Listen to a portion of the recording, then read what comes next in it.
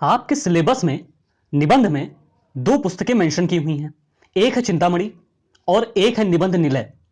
चिंतामणि जो कि आचार्य रामचंद्र शुक्ल जी द्वारा लिखित है, उसके दो निबंध आपके सिलेबस में हैं। पहला श्रद्धा और भक्ति, दूसरा कविता क्या है। और निबंध निलय में क्या है कि जो प्रमुख निबंधकार हैं उनके कुछ महत्वपूर्ण निबंध उसमें संकलित किए गए हैं। ठीक है, तो आज हम लोग चिंतामणि में से एक निबंध कविता क्या है उस पर दृष्टि डालने वाले हैं, उसकी थीम को समझने वाले हैं कि आखिर शुक्ल जी कहना क्या चाहते हैं। आज के इस व्याख्यान सुनने के बाद हो सकता है आप में से कुछ दोस्त जो कवि बनना चाह रहे हैं उनको एक नई दशा और दिशा मिले। तो ज्यादा बातें ना करते हुए शुरू करते हैं। देखिए, फर्स्ट ऑफ ऑल किसी भी कविता का मूल्यांकन करने के लिए हमें कुछ अवधारणाएं समझनी पड़ती हैं। ठीक है, काव्य शास्त्र में ऐसी बहुत सी अवधारणाएं हैं जिनके आधार पर किसी कविता का मूल्यांकन किया जाता है। ठीक, अब हमें यहां दो अवधारणाओं को ध्यान में रखना होगा, क्योंकि इस निबंध में शुक्ल जी ने इन दो अवधारणाओं को घुला मिला दिया है। पहली कौन सी अवधारणा है? काव्य की रसवादी अवधारणा। दूसरी कौन सी अवधारणा है? काव्य की लोक मंगलवादी अवधारणा। ठीक है, पहली रसवादी अवधारणा के हिसाब से देखा जाए तो कविता का उद्देश्य रस पैदा करना है, आनंद पैदा करना है। ठीक है, समाज में क्या हो रहा है, समाज को जगाना है, हमें उससे मतलब नहीं होना चाहिए, भले आप समाज से कट जाएं, लेकिन कविता का उद्देश्य आनंद पैदा करना होना चाहिए, रस पैदा करना होना चाहिए। ठीक है, जैसे आप रीतिकालीन कवि को पढ़ेंगे, रीतिकालीन कवियों को पढ़ेंगे, खासतौर से बिहारी को देखेंगे, तो उनके काव्य में आपको सिर्फ और सिर्फ श्रृंगार रस मिलेगा। ठीक है, सिर्फ और सिर्फ श्रृंगार रस मिलेगा, कहीं कहीं भक्ति रस भी देखने को मिलता है, परंतु प्रमुखता जो है श्रृंगार रस की है। हो सकता है आप लोग श्रृंगार रस रस ये सब ना पढ़े हों, चिंता करने की कोई बात नहीं है। बहुत सरल शब्दों में समझाने की कोशिश कर रहा हूं कि रस का मतलब एक तरीके से आनंद है, आनंद की चरमावस्था कह लीजिए। ठीक है, ये ऐसा आनंद है जो व्यक्ति तक सीमित होता है, तो हमें मजा आना चाहिए। और सरल शब्दों में कहें तो कविता पढ़कर सुनकर हमें मजा आना चाहिए। समाज के ऊपर लिखी गई है, उसके ऊपर मुझे कोई मतलब नहीं है, हमें मजा आना चाहिए। ठीक है, तो रीतिकालीन कवियों का उद्देश्य क्या था? कविता का सिर्फ उद्देश्य यही है, रस पैदा करना। लेकिन वही लोक मंगलवादी अवधारणा वाले ये समझते नहीं, हमें कविता ऐसी करनी चाहिए जिसे सुनकर, जिसे पढ़कर जो पाठक है उसका मंगल हो, उसका अच्छा हो। समझ रहे हैं? मतलब हमें कविता इस हिसाब से लिखनी चाहिए जिसे पढ़कर सुनकर लोगों के बीच अच्छाई का भाव प्रबल हो, लोगों का समाज सुधरे। इस तरह से हमें कविता की रचना करनी चाहिए। परंतु रसवादी अवधारणा वाले क्या कहते हैं? समाज से हमें मतलब नहीं है, अगर हो तो भी ठीक, ना हो तो भी ठीक, हमें मजा आना चाहिए। ठीक है, इसलिए ये कविता के सौंदर्य तत्व को प्रधानता देते हैं। मतलब कविता में खूब सारा रस हो, छंद हो, अलंकार हो, बिल्कुल सजी सजी कविता हो। जैसे बिहारी जी को देखिए, कहत नटत रीझत खीजत मिलत खिलत लजियात भरे भुवन में करत है नैनन ही सो बात। मतलब देखिए ता ता ता ता ता किस तरह से शब्दों को काट छाट कर बढ़िया सजा के लिखा है।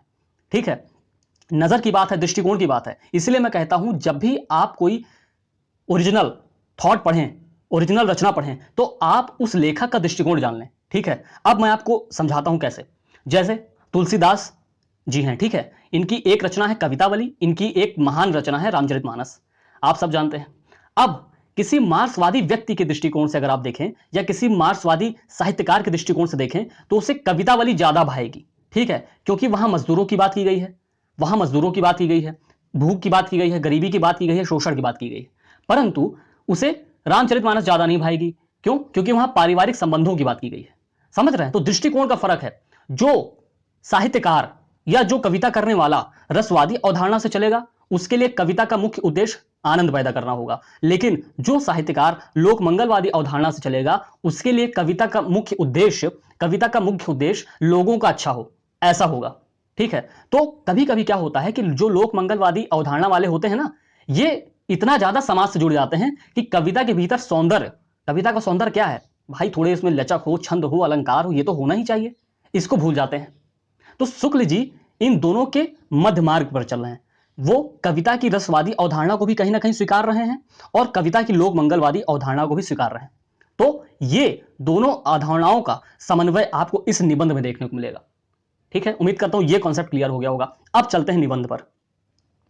देखिए, आज के इस व्याख्यान का उद्देश्य हमें इस निबंध की मोटी मोटी थीम समझ लेना है। ठीक है, क्योंकि क्या होता है ना कि ये निबंध में शुक्ल जी ने थोड़ी क्लिष्ट भाषा का उपयोग किया है, और शुक्ल जी इतने आसान से समझ आने वाले लेखक नहीं है। ठीक है। तो मेरा उद्देश्य यह है कि आपको थीम समझा देना। जब आप थीम समझ लेंगे, थीम आपके मन मस्तिष्क में बैठ जाएगी, तो आपको इसे समझ पाना आसान हो जाएगा।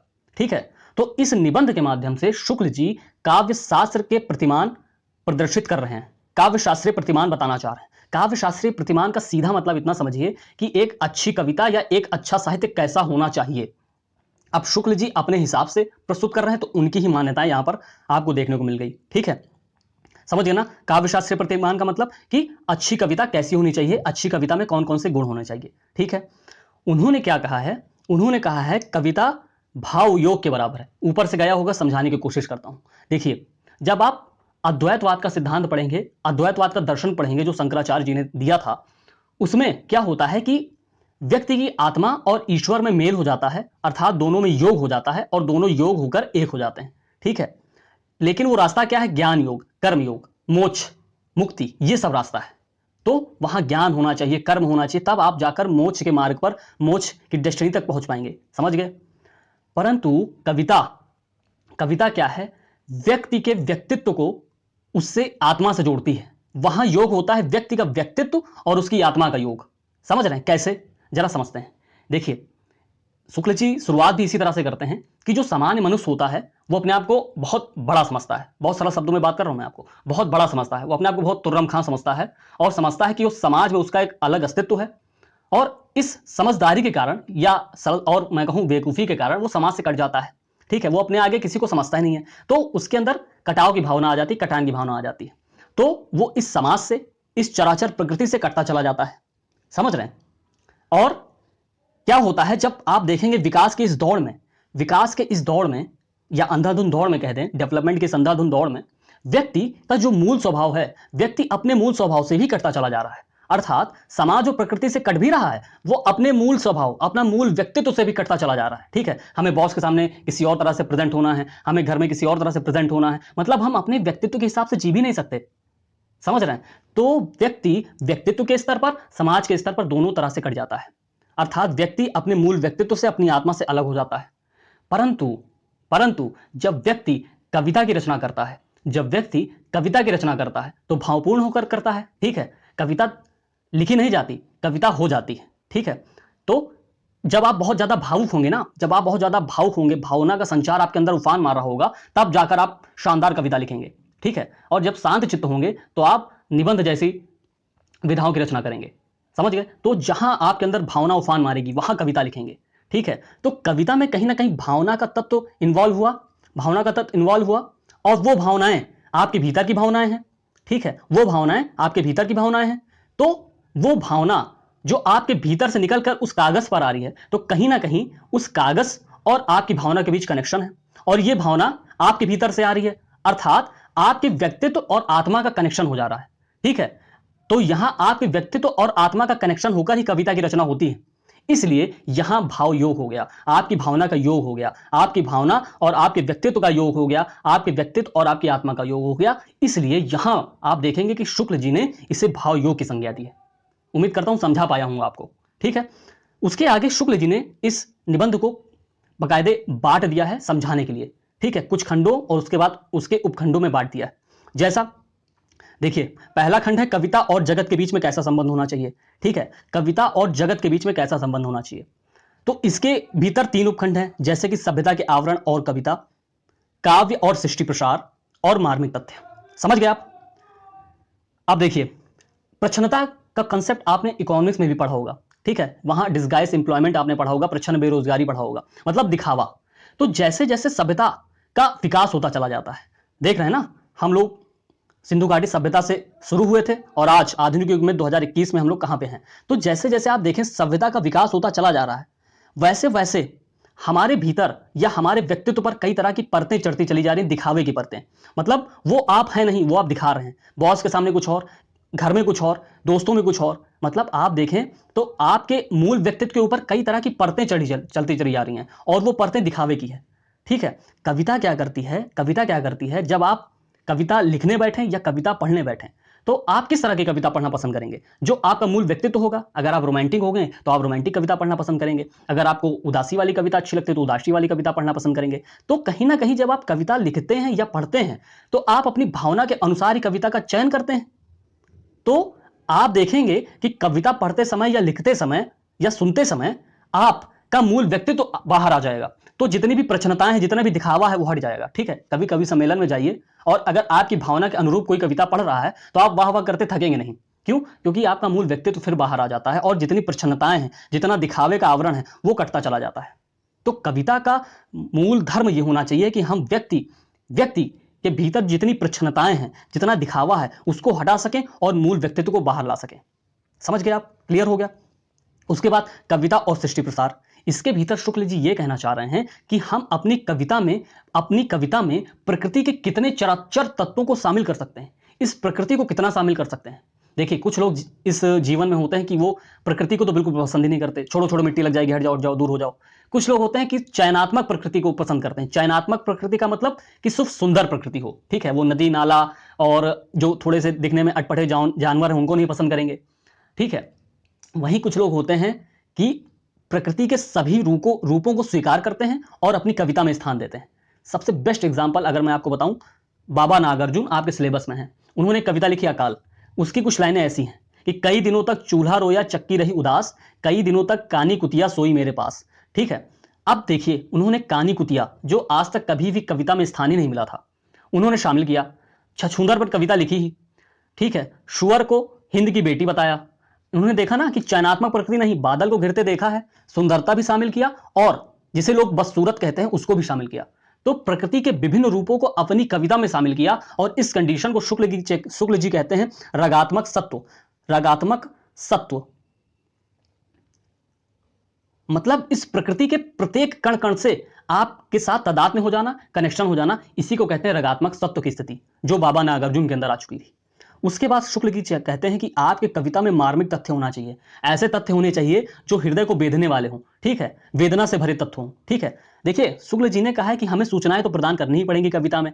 ठीक है, लेकिन वो जो सूचनाएं हैं उसमें थोड़ी वेदना हो, जो हृदय को थोड़ा सा धक्का पहुंचाती हूं। जैसे एग्जाम्पल से समझते हैं, एक बस खाई में गिरी 50 मरे। एक तरीके से फैक्ट हो गया, जीएस का फैक्ट। ठीक, अब इसको दूसरी तरीके से समझते हैं।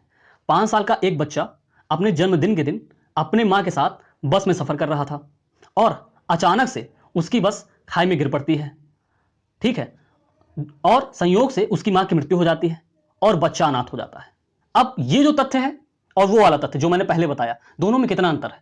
क्योंकि दूसरे वाले जो तथ्य है उसमें मैंने मार्मिकता दिखाई आपको, किस तरह से वो जो तथ्य है वो आपको ज्यादा चोट पहुंचाएगा जब आप दूसरा वाला तथ्य सुनेंगे। तो आपकी कविता में मार्मिक तथ्य होना चाहिए, कोरे कोरे तथ्य नहीं होने चाहिए, जीएस के फैक्ट की तरह फैक्ट्स नहीं होने चाहिए आपकी कविता में।